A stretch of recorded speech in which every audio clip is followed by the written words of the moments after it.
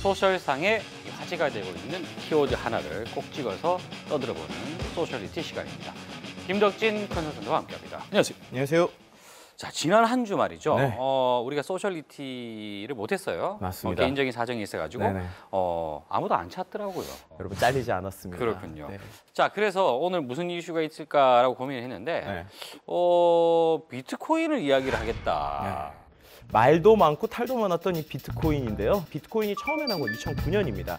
그런데 우리에게 많은 관심을 받고 또 이렇게 많은 이슈가 됐었던 건 바로 2013년 한 해인데요. 그렇죠. 1년 사이에만 그 가치가 100배 정도의 변동폭을 보였는데요.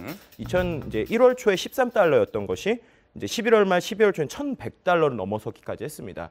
그런데 이렇게 이슈가 됐었던 큰 사건이 바로 이제는 2013년 2월에 있었던 키프로스 금융위기입니다. 그리스에 많이 투자를 하고 있었던 키프로스의 은행들이 그리스에서 이제 금융위기가 일어나니까는 같이 피해를 당했어요. 그래서 키프로스가 결국엔 구제금융을 신청을 했는데 그 구제금융을 신청할 때 조건이 키프로스 은행들에 있는 모든 예금들에 대해서 10%씩 이제는 과세를 하겠다라고 이야기가 되다 보니까 키프로스에서 이제 은행에 투자했었던 많은 사람들이 돈을 빼서 결국 이제 조세 도피처라고 하죠. 그런 것들을 찾다가 거기서 이제 나온 것이 바로 이 비트코인입니다. 그래서 이제 비트코인이 2013년 2월에는 한 40달러 선에 거래가 됐는데 2개월 만에 가치가 2배 이상 올랐고요. 그 이후로 2013년 8월에 독일에서도 비트코인을 공식 화폐로 인정하고 11월에도 미국에 있는 버냉키 의장의 여러 가지 이제 발언 등을 통해서 호재들이 엄청 터져서 결국 한 1,100달러 수준까지 거의 말도 안 되는 수준까지 가격이 올랐는데요. 그러다가 이제 12월 초중순부터 이제 여러 악재들이 이제 겹치면서 급속도로 이제 거품이 빠지게 됐고요.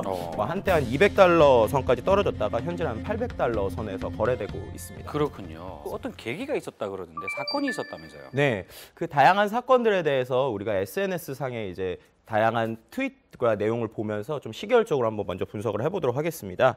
한국인 트위터 데이터 19,135건, 이제 비트코인과 관련되어 있는 데이터만 모아서 분석을 한번 해봤습니다. 예. 네, 2013년 11월에서 12월 초까지 이제 IT뿐만 아니라 웬만한 대한민국 언론에서 이 비트코인에 대한 이야기가 쏟아져 나왔습니다. 이제 우리나라에 가장 많이 뉴스가 나왔던 게 바로 12월 3일인데요. 근데 전 세계적으로 비트코인의 악재가 터지기 시작한 게 12월 5일입니다. 이틀만부터 이제 갑자기 이제 악재들이 터지기 시작했죠. 가장 큰 악재로 터졌던 것이 바로 이제 중국에서 나온 건데요. 예. 12월 5일 날 중국의 중앙은행인 인민은행에서 이제 금융회사의 비트코인 거래를 금지시켰고요. 이제 다음 날인 6일 이제 바이두, 이제 중국 최대 포털이죠. 거기서 이제 비트코인을 사용하는 것을 막게 됐습니다. 네, 그러던 중 이제 2014년 1월 28일이죠. 이 비트코인 거래소 설립자이자 이제는 비트코인 재단 부회장인 찰리 쉬램이라고 하는 사람이 있어요. 그 사람과 이제 동업자가 비트코인을 이용해서 마약 밀거래를 하다가 체포가 됐습니다. 근데 그러더니 이제는 2월 달에는 더 큰 이슈들이 터지기 시작했는데요. 뭐가요? 비트코인 이제 인출을 제일 많이 하는 3대 거래소 중 하나인 MT각스에서 예. 기술적인 이슈로 비트코인 인출을 중단했습니다. 또 이제 2월 12일부터는 비트코인 거래소가 대규모의 디도스 공격을 받다가 결국엔 2월 14일 이제 블랙마켓인 실크로드 사이트가 해킹으로 4,400코인, 약 한 270만 불 정도의 비트코인을 이제 도난을 당하는 사건이 일어났습니다. 야, 우리가 우려했던 이야기들이 하나씩 터졌군요. 네. 그럼에도 불구하고 어쨌든 한국에서도 여전히 비트코인은 어느 정도 거래가 되고 있죠. 네, 일단 우리나라에서 소셜상의 의견들의 좀 특징들 중에서 인구 통계학적인 재미있는 특징이 나왔습니다. 네. 이제 남성 대 여성이 한 9대1 정도로 일단 남성에서 대부분의 이야기들이 나왔고요. 특히나 연령대에서 30, 40대에서 66%가 나왔는데 재밌는 것은 페이스북상에서 가장 많은 인구를 차지하는 10대, 20대 층에서 상당히 적은 의견이 나왔습니다. 이제 다음으로 이제 2만여 개의 트윗 중에 가장 많이 등장한 키워드들을 분석을 했는데 첫 번째로 나온 것이 바로 화폐로서의 가치에 대해서 사람들이 이제 많은 이야기를 하고 있었습니다. 비트코인이 화폐냐? 네, 비트코인은 화폐라기보다는 그냥 교환이 가능한 무가치 자산이 아니냐. 그래서 미래의 화폐 가능성은 좀 그렇게 낮은 것 같다라는 의견들도 있었고요. 또 한쪽에서는 그냥 일종의 우리가 얘기하고 있는 어떤 카지노나 이런 데서 쓰는 코인처럼 일종의 좀 투기 대상일 뿐이다라는 등의 다양한 이야기들을 좀 먼저 볼 수 있었습니다. 예. 그리고 그 다음으로 이제 많이 나왔던 토픽이 바로 이제 채굴 그리고 거래 이야기인데요. 이제 초반에는 사람들이 채굴에 대해서 많이 관심을 그렇죠. 가졌어요. 이제는 사람들의 관심이 채굴보다는 거래나 투자의 요소 쪽으로 많이 집중이 되었습니다. 예. 그리고 이제 비트코인에 관련된 다양한 나라들이 나왔는데 거기서 이제 가장 많이 나온 키워드가 바로 중국이었습니다. 중국이 현재 비트코인 거래에서 가장 큰 손이기 때문입니다. 중국의 비트코인 거래소인 BTC 차이나에서 전 세계 비트코인 거래량의 50% 이상을 이제 거래하고 있고요. 향후 중국 그리고 나머지 나라들에서 어떠한 이제 정책을 쓰느냐에 따라서 이제 향후 비트코인의 좀 향패가 좀 갈릴 것 같다라는 분석들도 나오는 것 같습니다. 예. 그리고 마지막으로 이제 사람들이 관심이 있어하는 부분이 바로 이 해킹과 관련되어 있는 그리고 비트코인의 미래에 관련된 이야기인데요.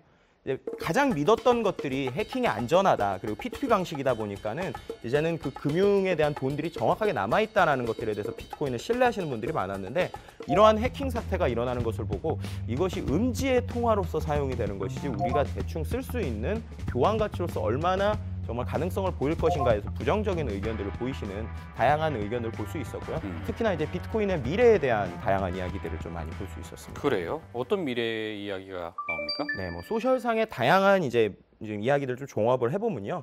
이제 아직 태어난 지 5년밖에 되지 않았고 시장이 성숙해질 때까지는 이제 충분한 시간이 필요하다는 것이죠. 이제 하지만 일각에서는 투기 목적으로 위험성이 크고 또 이제 중요한 포인트가 있는데요. 비트코인의 보유 분포가 현재 상위 1%에서 전체 비트코인의 80%를 보유하고 있다고 합니다. 이제 이러다 보니까 결국 이것은 일부 투기꾼들의 돈놀이가 아닌가라고 이제 좀 비판적으로 보시는 의견들도 많았습니다. 과연 이러한 비트코인이 향후 이제 어떠한 방향으로 변해갈지 조금은 더 그 추이를 지켜보면서 우리가 관심 있게 지켜볼 부분인 것 같습니다. 그렇네요.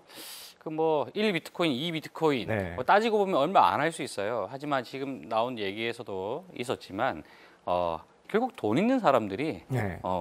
이거를 그냥 산다란 얘기잖아요. 맞습니다. 좀 이런 부분이 좀 씁쓸한 생각이 드네요. 그럼 정당한 방법으로 댓글을 쓰면 여전히 전자펜을 주시나요? 그렇죠. 예, 정당한 방법. 정당한 방법으로 약간의 수고만 하시면 네네. 이런 것들을 바로 드린다라는 점.